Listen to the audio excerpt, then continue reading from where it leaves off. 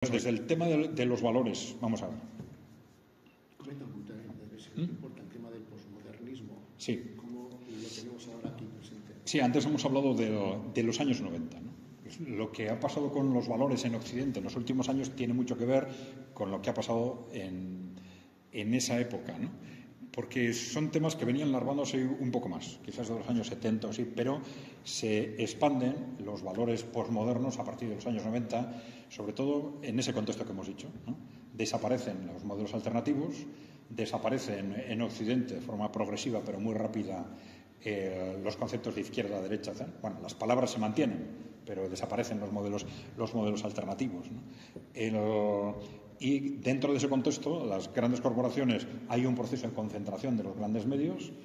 Eso les permite libremente actuar para la difusión de los que ellos creen que son los valores que les interesa difundir. Y eso para eso se utiliza el posmodernismo. Posmodernismo, y yo os he dicho antes que no quiero decir que el posmodernismo lo crearan ellos por eso, no entro ahí, ¿no? Sino que lo utilizaron. ¿Por qué es muy interesante para ellos el posmodernismo? Porque es una concepción filosófica que cuestiona la verdad, cuestiona la realidad. Y entonces dice, bueno, es lo que permite a las élites manipular la realidad en función de sus intereses, ¿no? Es decir, el posmodernismo viene a decir, bueno, no hay que mitificar tanto la verdad, la búsqueda de verdad, la verdad no existe, la realidad no existe. Ese tipo de conceptos filosóficos se extienden de forma progresiva. Pero se han extendido a todos los niveles. Todavía ahora hay empresas en las que se les dan cursillos no les llaman así, pero de filosofía posmoderna, donde les enseñan a relativizar la verdad, relativizar la realidad, etcétera, ¿no?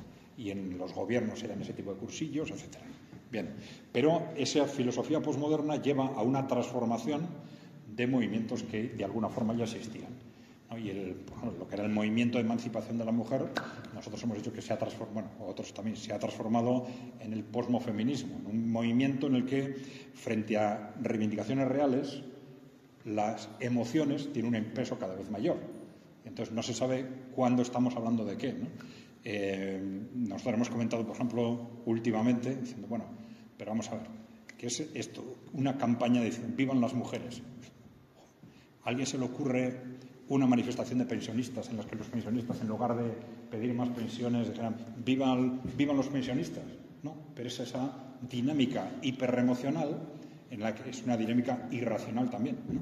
Pero es que la racionalidad funciona a favor de la gente. Es decir, la racionalidad es lo que nos permite analizar la realidad como es y la que nos permite identificar los problemas, identificar los retos y hacerles frente de acuerdo con el interés general, con el interés de las personas, ¿no? Pero es la irracionalidad, la emotividad, las que les permite a los que controlan los medios canalizar esos impulsos en la dirección que ellos quieren, ¿no?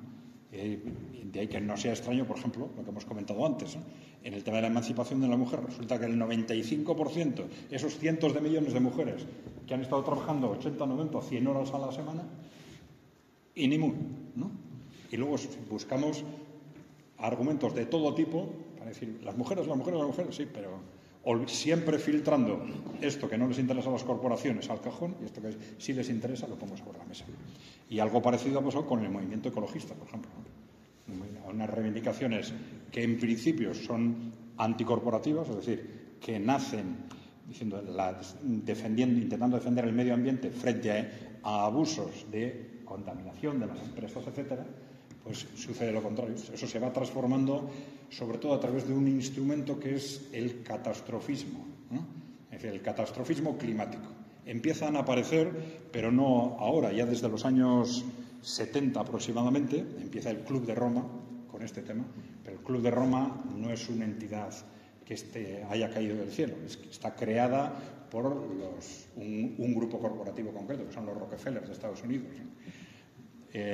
Todo esto empieza, si queréis, desde un punto de vista público, antes, o a la vez, en los años 70, con lo que se llamó el informe Kissinger y el informe Rockefeller, informes del gobierno de Estados Unidos, en los que se empieza a argumentar en contra de la población, en contra del crecimiento de la población. Y lo plantean en principio desde la perspectiva del riesgo que para Estados Unidos tiene el crecimiento de la población en los países que no controla. estamos en la Guerra Fría todavía. Entonces, es un argumento diciendo hay que poner en marcha estrategias y hablan de la ONU, de organizaciones no gubernamentales, de fondos públicos que hay que empezar a utilizar para financiar ONGs, fundaciones, etcétera, que empiecen a trabajar para controlar y reducir la población a largo plazo. Plantean distintos instrumentos, ¿no? Y, curiosamente, al final, en un párrafo que es difícil de entender, dicen, pero bueno, para que los países en desarrollo acepten ir por esa vía, tenemos que hacer lo mismo en los países occidentales.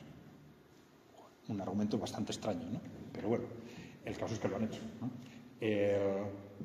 El Club de Roma lo crean en aquel momento y el Club de Roma empieza con el tema de los límites del crecimiento. Empiezan a decir que ya no solo la población, el crecimiento en sí mismo es un peligro.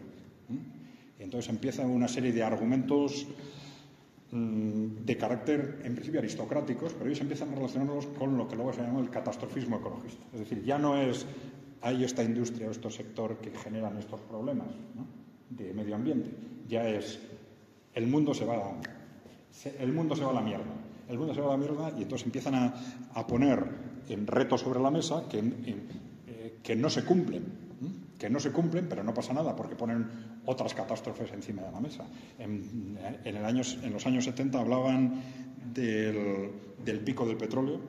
Decían, para los años 90 se va a acabar el petróleo o la capa de ozono, por ejemplo. Ya nadie habla de la capa de ozono. Lo del pico del petróleo ahora se ha vuelto a hablar. Pero bueno, en aquel momento no pasaba nada y sí, es igual, ya nos aparecen otras catástrofes, ¿no? Y entonces, ¿qué pasa con el catastrofismo climático? Pues lo mismo que hemos comentado antes, que desaparece la argumentación. Consigues extender la emocionalidad de que hay que salvar el planeta y ya no hay argumentación que valga. Y entonces el tema del catastrofismo climático, y yo no voy a entrar en temas científicos porque nosotros no somos científicos y siempre nos sentimos un poco bloqueados cuando unos científicos te dicen una cosa y otros otra, pero que hay una utilización constante de esos mensajes está claro. Es decir, ese riesgo de que el planeta se hunde, pues sale del cajón y vuelve a entrar en el cajón en función de cuando les interesa, ¿no? Y ahora lo utilizo para cerrar las centrales nucleares y a mí no me interesa, bueno, mételo en el cajón porque quiero utilizar las centrales nucleares, ¿no? Que ahora me interesa abrir las plantas de carbón, pues mételo aquí y nos olvidamos durante unos meses mientras abrimos las plantas de carbón. Pero ahora es un juego constante en el que tienen aterrorizada o nos tienen aterrorizados a todos porque hay que salvar el planeta. Entonces eso lo justifica absolutamente todo. Y algunas de las medidas restrictivas que habéis comentado también, ¿no?